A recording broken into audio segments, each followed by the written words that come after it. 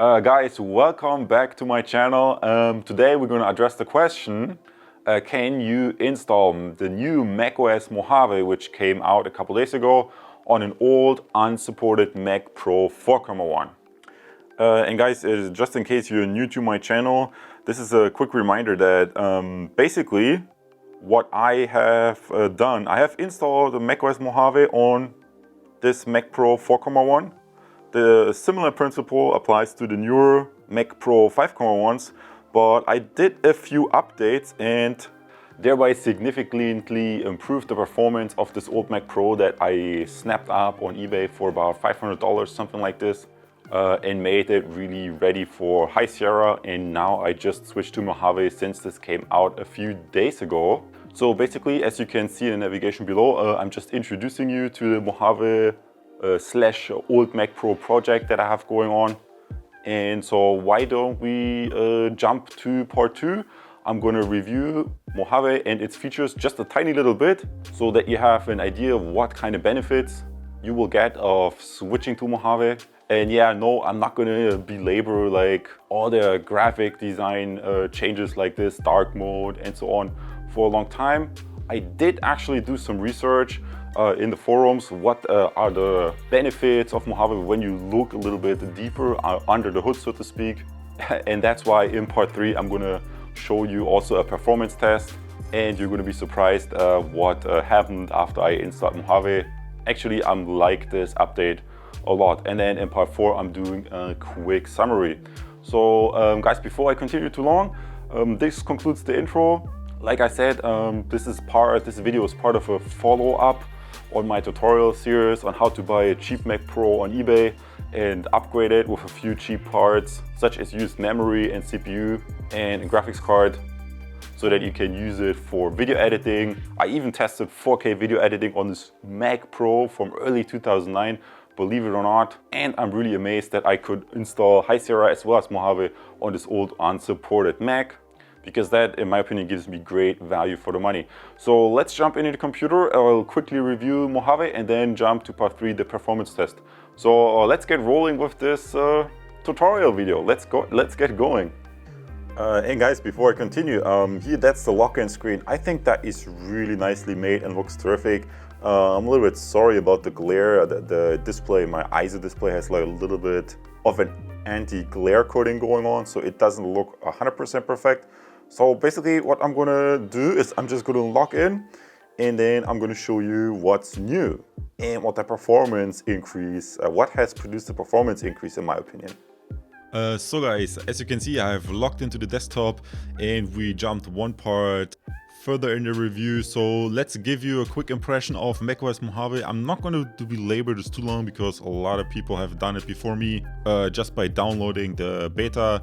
If you're not familiar with that, usually if you sign up as a developer, you can download the latest version of macOS before it's even released. But what I'm more interested in, I mean, the design is nice. I mean, if you look here, I really like this desert kind of look. And it's like a really nice way how, depending on what time of the day it is, the angle from the sun and the desktop picture changes dynamically with the time of the day, so to speak. And obviously you can change the dynamic backgrounds. I really love this desert look, so I keep that, or you can go back to static pictures. There are a bunch of static pictures if that's more your preference. But hey guys, I think this is a really nice thing that they did design wise. And maybe you also noticed this earlier on the login screen, that the login screen, I think I felt they had like a little bit of a bigger font there, so that's probably better for readability if you're on a small display like with a MacBook Air. Then a second thing, besides that dynamically changing desktop background, was when you go under general, you can enable the so-called dark mode. Personally, I'm sticking with the normal mode, but yeah, I mean, like if you maybe later in the day you were in a darker room, obviously you don't want to have this super bright display blinding your eyes. So additionally to dimming down your display, you can also enable this dark mode. So what I'm imagining is it really reduces the strain on your eyes if you're in that dark mode. So that is definitely a nice thing to have. So let's switch back to light mode again. And maybe you have noticed this in some applications, like for example, if I open iMovie, Obviously within iMovie, I already also have like a kind of dark mode. So some of these creative apps, also Final Cut Pro also has like this dark environment, and actually it's kind of nice to have these environments. And yeah, you see, I felt the font was a little bit bigger on the login screen. But you're gonna notice this too when you install Mojave. It's kind of funny here as well. Already imported some of the footage and started editing on it. So let me quickly address to you how I did install macOS Mojave on this old early 2009 Mac Pro, because as you can see here, it says early 2009, but if you look on the Apple webpage, Apple says, oh, if you have a Mac Pro early 2009, you cannot install High Sierra and you cannot install Mojave. That's what Apple says, and maybe you have already discovered it here on the right. Basically what I did previously to install High Sierra, I just did a manual firmware update from 4.1 to 5.1. And if you don't know for sure how to do a firmware upgrade, maybe just head over to my YouTube channel page, and if you look at the computer section, there should be a video that says you how to install High Sierra on a Mac Pro 4.1. And in that video, actually, I already explained how to do this firmware upgrade. So if you haven't installed High Sierra yet, if you haven't done the firmware upgrade yet, then you should consider this. If you have a Mac Pro 5.1 already, you can disregard this information. That was like the kind of thing, it was like really strange. The Mac Pro 4.1 essentially refers to the Mac Pros that came to the market in early 2009. And in mid 2010, I think they did a little bit of a hardware refresh of the graphics card and the CPU, and then they just changed the designator to 5.1, despite the mainboard and everything kind of staying the same. And for some strange reason, Apple discontinued the support for installing a new operating system on this early 2009, despite it's kind of the same hardware. So basically, if you have a 4.1, you have to manually flash the hardware. Sorry guys, not the hardware, the firmware. So that's what I did. I did the manual firmware flash. I installed High Sierra. It was very easy. And now I switched to High Sierra. And what are the benefits of switching to High Sierra? Well, first thing I noticed is that before switching to Mojave, that's kind of like the thing that might hold you back. If your Mac Pro from early 2009 or mid 2010 must have a metal supported GPU, and you can very easily check that. You just go onto your system. It doesn't matter whether you have High Sierra or an older version. You click on the system report and then you go to graphics card, and here it says whether it's metal supported or not. In my case, I put in an aftermarket graphics card or a Radeon RX 560, which I also, by the way, I have a review for this upgrade on my channel. It was like $100 graphics card, and bang, I'm metal ready. And the graphics card really has improved the performance. The system feels much snappier, so the graphics card update was definitely worth it. So let's get quickly back to the benefits that you can have. And one thing that I noticed when you install macOS Mojave, that your PCIe Express lanes for the graphics card for some reason get faster all of a sudden. Because if I look at the system report again, under PCIe Express and then the graphics card, you can see that it has a link speed of 5 GTs per second. And previously it was only 2.5. So the macOS Mojave kind of doubled the link speed. And let's say you don't have the Radeon RX 560, but you have RX 580 or even a Vega, then obviously you want to max out a little bit more of that link speed, because I think the other cards, they have a link speed, because this is like a really entry-level graphics card that I have. It only has a link width of 8. So while I previously, before the metal update, had the same link width, I only had half the link speed. So essentially I had 20 GTs per second, and now I should have 40 GTs per second. Respectively, if you have a more high-end card, such as a Vega card or maybe a RX 580, then you should have 16 lanes at 5 GT, meaning you get 80 GTs per second total. Something like that. So faster PCIe Express, one benefit. And maybe, well, if I rearrange this, I hope you can still see this. I found a really interesting forum post that was called Return of the Microcodes. And now you might think it's like, oh god, microcodes, what the heck is he talking about? Should I really care about this when I'm installing macOS Mojave? And the quick answer is yes, you should. What is a microcode? So without diving into this too deep, because I want to get quickly to the performance test, because the performance has increased. And the performance increase, I guess it has also to do with the microcodes. A microcode is something that, from what I've researched on a forum, is loaded onto your CPU. So the microcodes come directly from Intel, and Apple has to implement these microcodes into their Boot ROM versions. And that's why I initially said you have to have you have to make a manual firmware upgrade from 4.1 to 5.1 to be able to install High Sierra in Mojave, because from my experience, installing macOS Mojave on this unsupported Mac is really only possible because if you look over here real quick, those are the boot ROM versions that every time I installed another operating system, the boot ROM versions increased. On El Capitan, which this old Mac Pro from 2009 originally came with El Capitan when I bought it used from eBay, it had this boot ROM version. And you can see the designator is mp41.0081.b07. So basically that was a very, very old boot ROM, and it had it was from 2010, and it included also very, very old microcodes. After I did the manual firmware update and installed High Sierra, the advantage was with High Sierra, people on the forums, I believe, when I recall this correctly, guys don't, maybe I'm mixing something up, but from my understanding, with High Sierra, the benefit was Apple for many, many years actually updated the microcodes for the CPUs to the newer versions. And if you're curious to learn about that, I mean, it takes a lot of time. I read like literally for hours in the forums. So I'm going to put that forum link in the description below. So if you're curious, check out the Mac Rumors forums, because all these guys in the forums, they ask smart questions, they give smart answers. So and you can see here, you basically stay up to date on things that otherwise you would not see anywhere else, because as far as I know, that is not described on the Apple webpage. So the community in the forum really helps the Apple user out.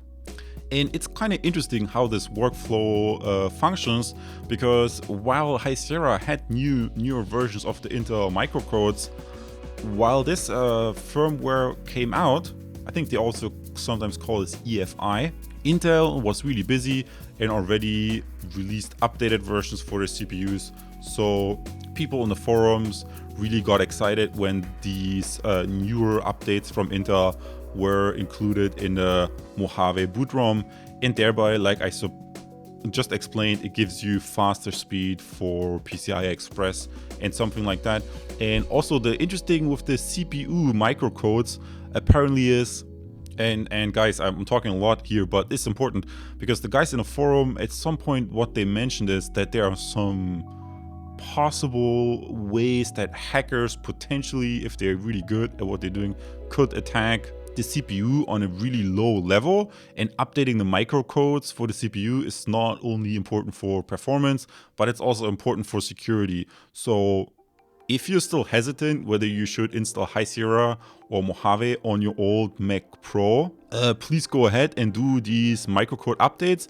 Even if you want to still run High Sierra, you can still just start the Mojave installer, and the installer itself will ask you, if you start the Mojave installer, it will tell you that it wants to do the firmware update. So basically, if you have an older operating system like macOS High Sierra, you could just do the boot ROM update and still keep High Sierra for some reason if you still want to stick with the old system, but you will still get the benefit of the faster PCI Express and more security.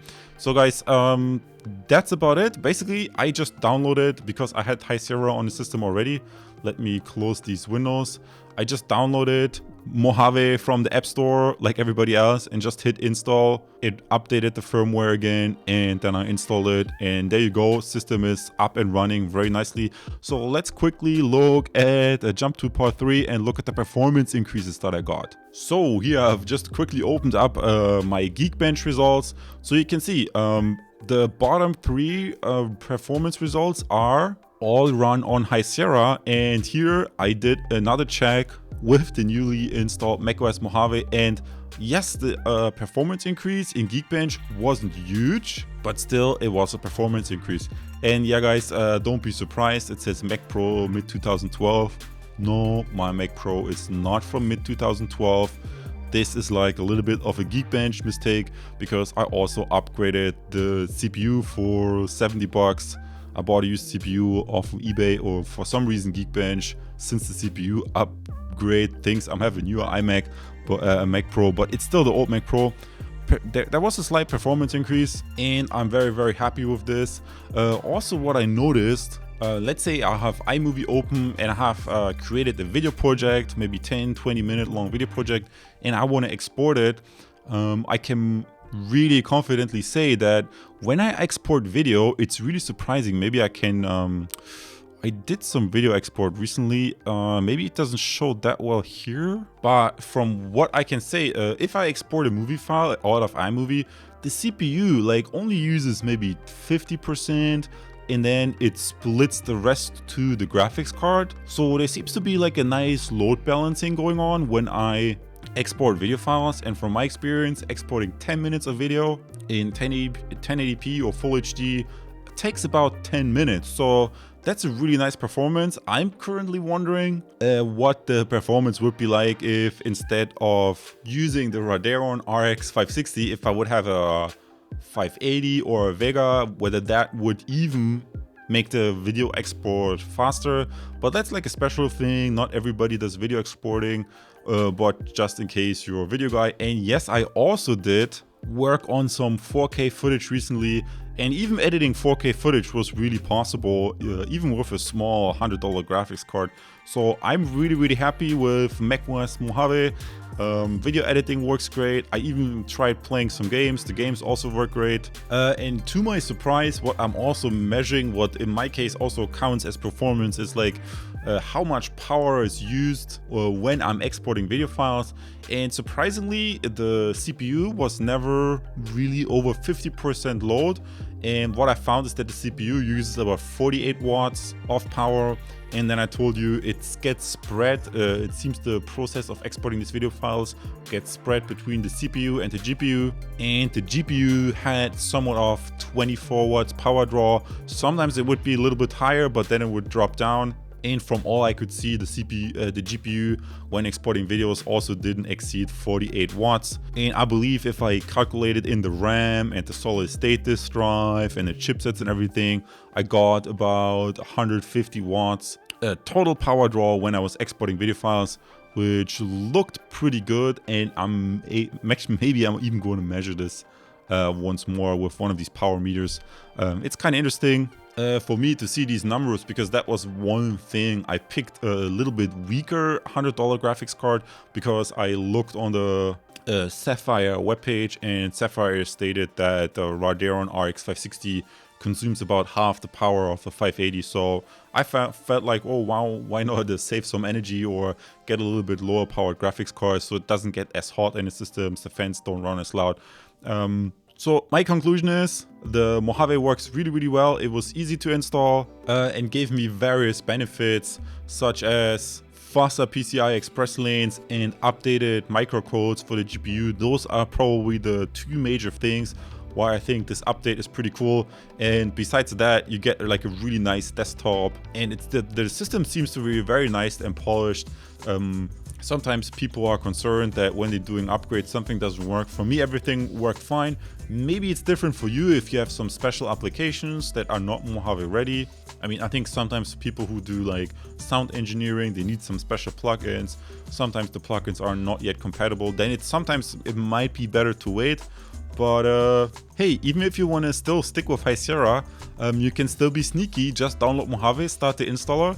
do the BIOS update, and then, the Boot ROM update, and then still continue to use High Sierra with the Mojave Boot ROM. So that should be no problem either. And then if you have some special plugins, everything would still work and you still get the faster lane width in the microcodes. So that's kind of like the trick that I learned from the awesome Mac Rumors forum. So shout out to the Mac Rumors forum. So guys, this concludes the review, and let's summarize everything one more time. And for this, we're gonna jump out of the computer again.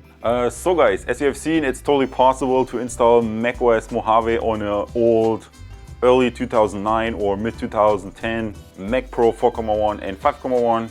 The only two things that you have to keep in mind is A, you have to make sure that you have a metal supported graphics card. In my case, I just put in this $100 graphics card like I told you, and you can find a review and tutorial on how to pick a graphics card for your Mac Pro on my YouTube channel as well. And the second thing that you want to keep in mind is that if you have the early 2009 Mac Pro, you have to do the manual firmware update like I explained in this tutorial, because otherwise you cannot install High Sierra and you cannot install Mojave. So that's really the two things, the graphics card and the firmware update. And guys, honestly, since I did that, I took care of the graphics card, I took care of the firmware update, I could just, like everybody else, download macOS Mojave from the App Store and just install it. It was really easy, no problem at all. And guys, I'm tempted to jump back to this view because, like I told you, performance-wise, the system performs surprisingly well. Really, these Xeon CPUs that are in these old Mac Pro systems are incredibly powerful. Despite their age, they're aging really well. Only thing that I have to say, in all fairness, while in full HD video exporting and everything and video editing is super buttery smooth, when you do export 4K video files, it's just much more data. So the processors and the graphics card, they just have to do more data crunching when they export video files. So if you're primarily planning to do 4K video editing, you just have to realize 4K video editing is always more demanding than just doing 1080p. That's the only downside that I noticed. And yeah, I told you about the microcodes. It's a really good thing to update the microcodes on your system. It gives you a small performance increase and makes your system more secure. And I told you about the higher PCI Express lane bandwidth that has improved with this Mojave install. So guys, this concludes this review. I think you have learned a lot in this video. I talked a lot about these microcodes and the stuff that I learned at the forum, because most videos that I saw about Mojave focused on the design and dark mode and so on, which, yeah, it's nice, but for me it's always a little bit more interesting to see what's happening under the hood. So that's what I shared with you in this video, because I had to read literally hours for this in the forums. So guys, I see you in one of my next videos, and if you have not yet watched the tutorial series about how to buy a cheap Mac Pro on eBay and make a video editing machine out of it, I will put the links from this tutorial series below, and you can watch the separate videos on how to upgrade the CPU and memory and stuff like that. I see you in the next video, and as a subscriber on my channel. All the best to you, take care. And since you watched this video about how to install macOS Mojave and the requirements, you may also be interested in my video about picking a metal supported graphics card. Because, like I mentioned earlier, this is one requirement for installing macOS Mojave. I see you as a subscriber on my channel and in one of my next videos. All the best to you, take care.